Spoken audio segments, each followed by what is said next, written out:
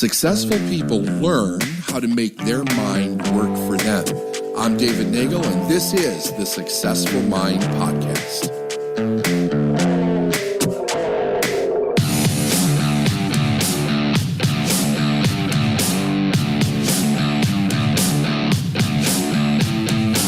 Okay, let's get started.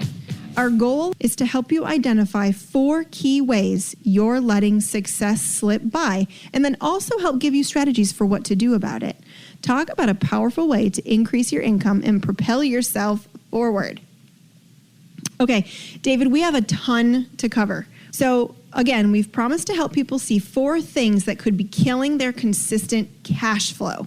Let's just jump in. Why don't you start with the first major way you see people sabotage their ability to make money? Well, Steph, this is a really good topic because most people see these things happen just specifically in relationships, but a person has to ask the question, what is the relationship between themselves, the business that they're running, and even perhaps the people that they're working with in their business, not to mention their clients. So codependency is like the number one cash killer that is out there as far as really stifling and restricting the flow of cash that comes into the business. And you have neediness and subconscious needs that go with that. So part of the idea around this is that if we're coming from a codependency, that means really we're reliant on others to get our emotional needs met, to get our financial needs met, to get lots of different needs met. Maybe it's validation, maybe it's self-worth, maybe it's to be seen in the world. And we're really relying on other people for that instead of stepping into our own power and being able to do that ourselves.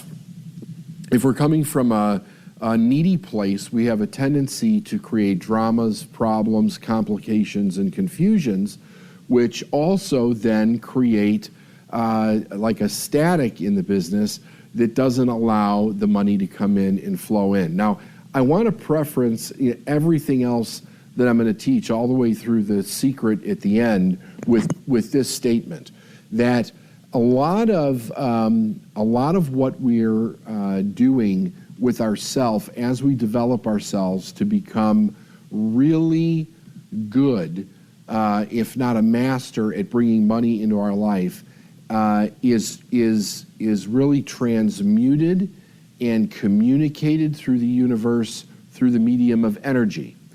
And if we're coming from a dysfunctional place psychologically, if we're coming from a dysfunctional place emotionally, if we're coming from a dysfunctional place in the way we're behaving or our discipline, then the energy that we're actually putting out there is repelling the cash flow. So it's killing the cash flow. That's a cash flow killer.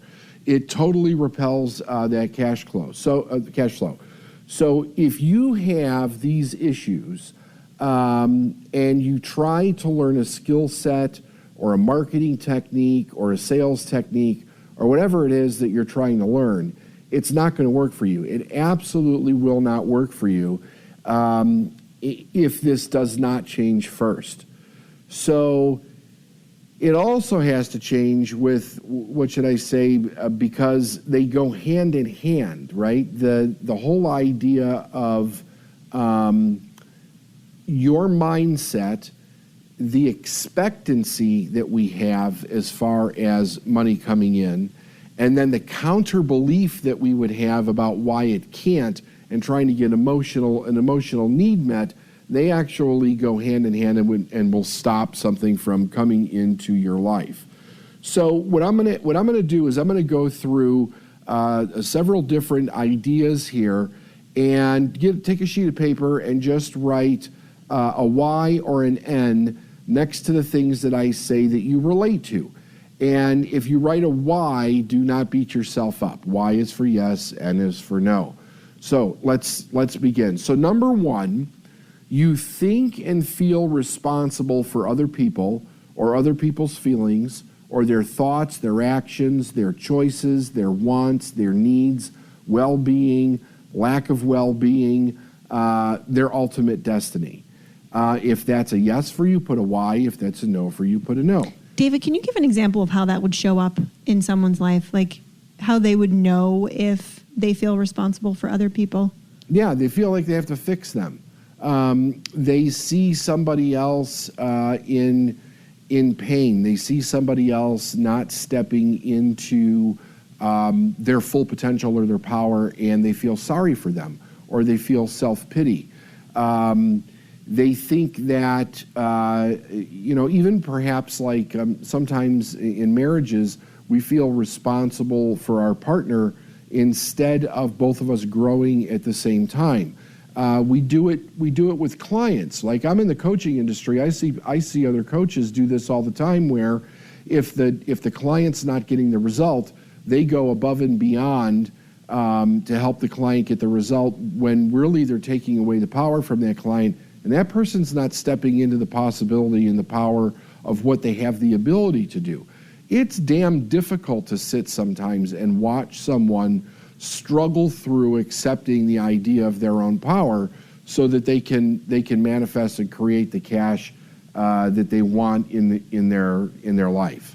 Does that make sense? Yeah, I'm not going to interrupt you through all of these because I know you've got a long list to go through. But I think when in coaching of our clients, I see it a lot when people feel like they have to over-deliver, like they're constantly trying to over-deliver, sure. Or they feel guilty about what they charge.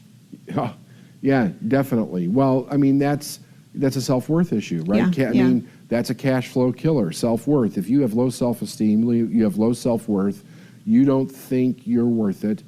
You don't see, we see this a lot of time where we come across brilliant people, but they don't see the brilliance in their brilliance. Mm-hmm. They see what's wrong with it.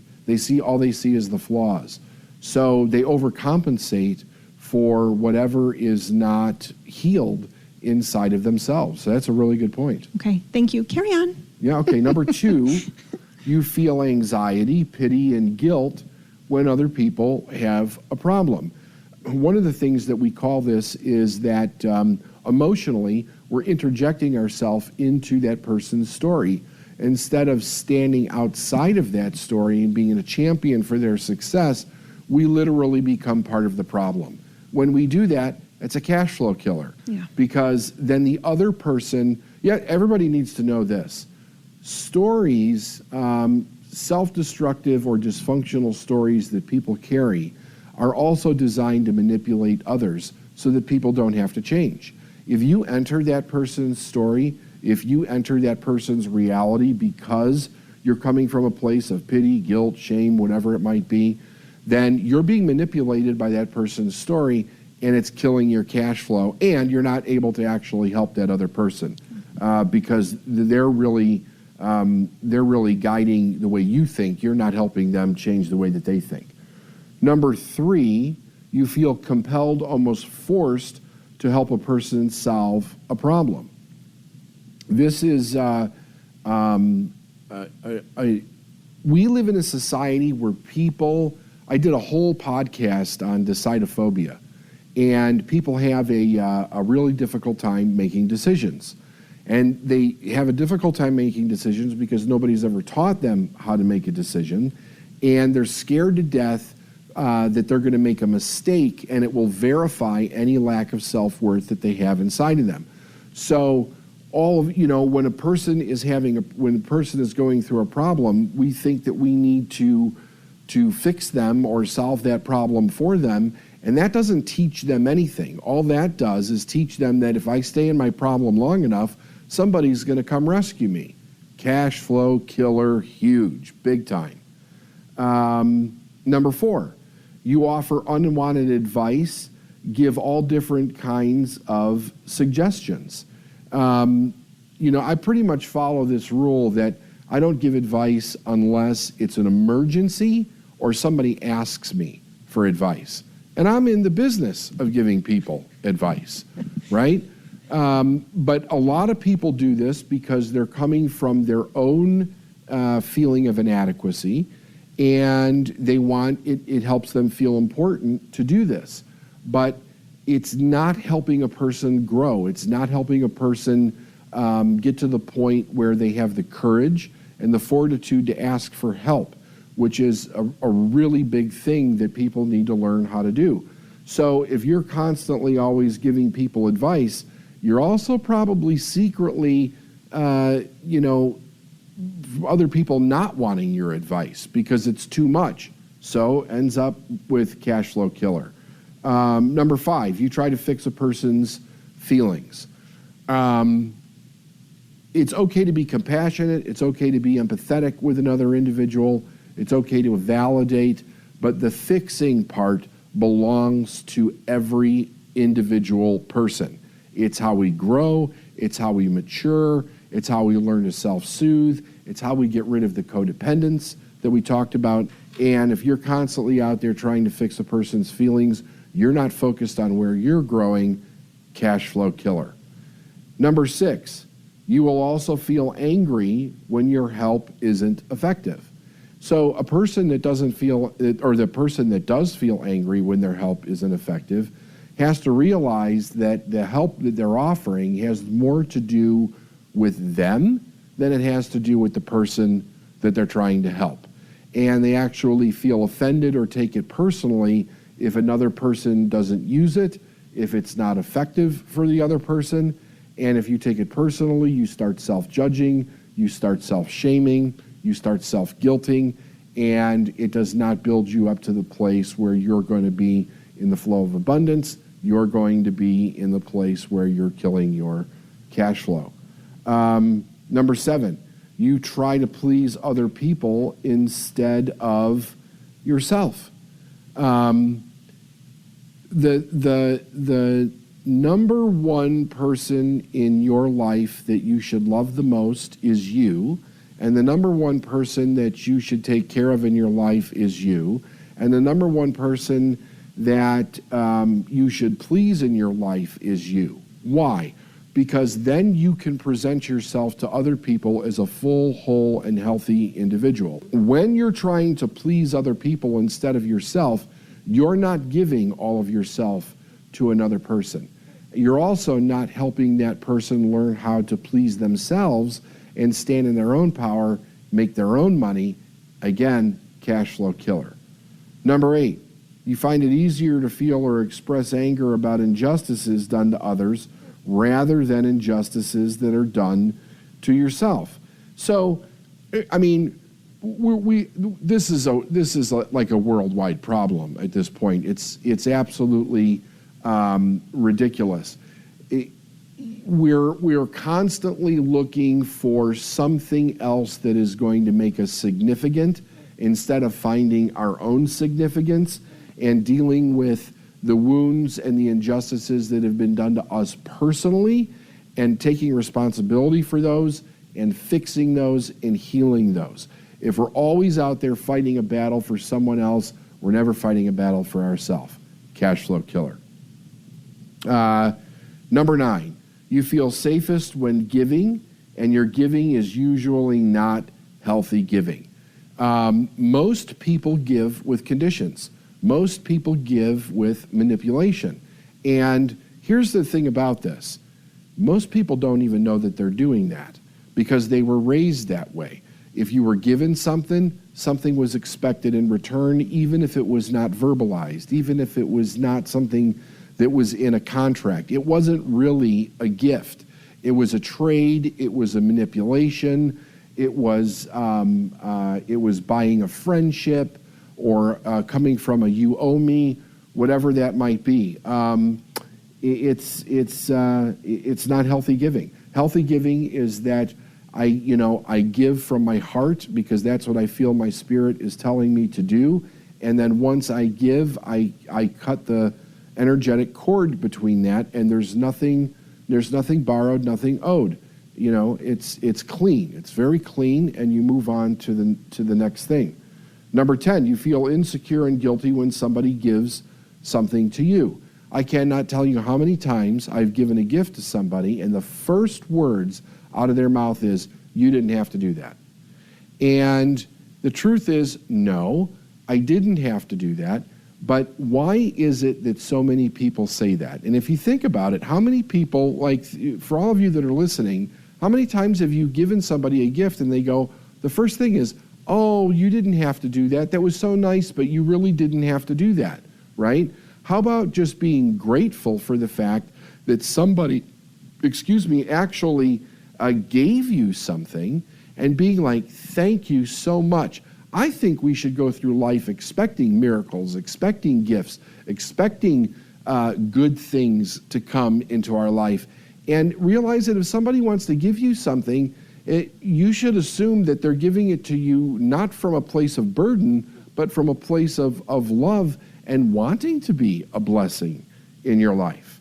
Number 11, you feel sad because you spend your whole life giving to other people and nobody gives to you. So that is actually a receiving problem. If you're giving to other people and nobody's giving to you, you're probably overgiving, and you're giving again for unhealthy reasons. But you're also sending out a signal that says, I'm not worth receiving. I'm not worth receiving something. Well, guess what, folks? Cash flow killer, because if you are not healed and open and healthy with your ability to receive, the amount of money that you make in your life is going to be extremely limited, and you're also going to have problems with the consistency of the amount of money that you make in your life. You know, and there's a ton more of these, but we need to keep this quick and stay on track. But these are some general ideas of what major cash flow killers, based on the ideas of codependency and neediness, look like in a person's life. So again, don't shame yourself or don't judge yourself if you marked Y to any of these things, but be aware it's an opportunity for you to change and the next place that you need to grow. Awesome. That was a heap of information. Thank you. And again, look, if you've checked Y to any of these 11 kind of quiz questions, don't judge yourself. Remember, the first step in change is awareness. You can't change what you're not aware of. All right, David, let's jump into cash flow killer number 2. Okay. This is one of my favorite ones because it's part of the human condition, and for the most part, it's a healthy part of the human condition. And it is this. Hope is not a strategy, okay? It's a cash flow killer. Hope itself is really required for us to be able to change, to be able to step into a belief, be able to use our creative imagination, be able to consciously manifest what we want in our life. Hope is part of all of that. But when you use hope as a strategy, it's like wishing. And wishing also is not a strategy. It is seriously a cash flow killer. So I think the question would be then, why would a person attempt to use hope as a cash flow killer? And I think that what it is it really is based out of insecurity. So if a person is stepping into or wanting to step into parts of their life where they want to increase their income, they want to live their dream, they want to be unlimited in the amount of money that they actually have the ability and the skill set to earn, there's a lot of things that are going to have to change. We're going to have to grow. We're going to have to grow psychologically. We're going to have to grow emotionally. We're going to have to learn skill sets. And as I say in many of my seminars, success is easy because all of those things that we have to do, the concept around them is actually easy. The decision to change them is where people get stuck, they struggle, and they have difficulty. Now, why do they do this? Because we have stories around the idea of hope. We have stories around the idea of magical thinking. We have stories around the idea of wishing for something. And some of these things are taught to us, as a little child, and it becomes part of our subconscious makeup. So what is it that the human condition does with most people?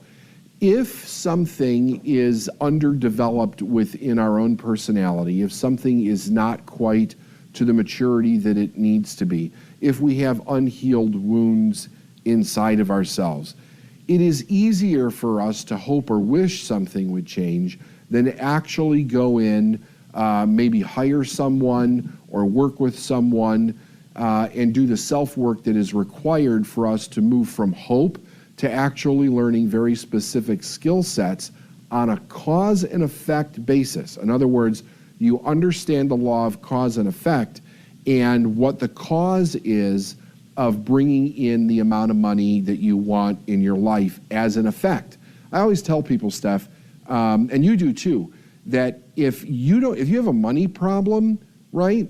Money is not the problem. Money is a symptom of another problem. And one of the symptoms that it is using hope as a strategy. You know, I am going to build a business and I hope people buy. I hope people show up.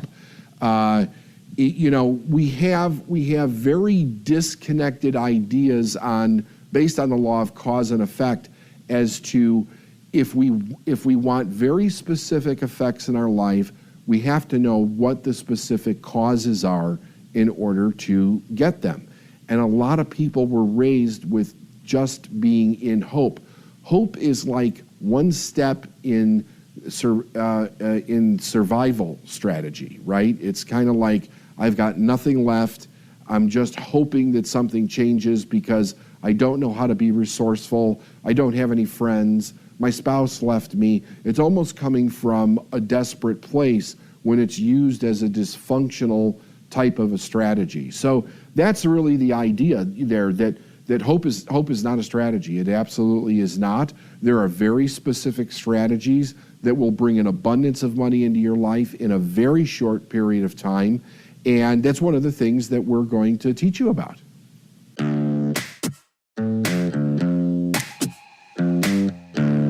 Thanks for listening to the Successful Mind podcast. And if you like what you heard and you want to know more, go to davidnagel.com/free stuff.